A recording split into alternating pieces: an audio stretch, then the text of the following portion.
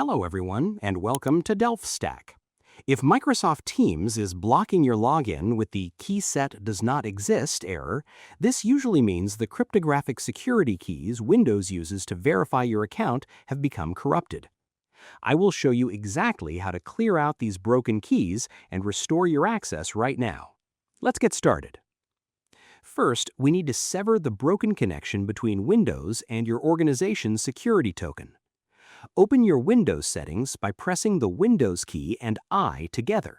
Navigate to the Accounts menu and select Access Work or School. Locate your connected Microsoft 365 account, click on it, and select Disconnect to completely remove the corrupted cryptographic bind from your device. Keep in mind that doing this might temporarily sign you out of other connected Microsoft apps, so make sure any active work is saved. Next, you must flush out any leftover authentication data that might force Teams to look for that deleted keyset. Press your Windows key, search for Credential Manager, and open the Control Panel application.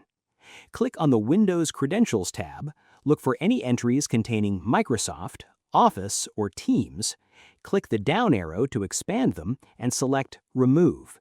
This significantly reduces the chance of old token conflicts, though you will likely need to re-enter your passwords for your other Office applications afterward.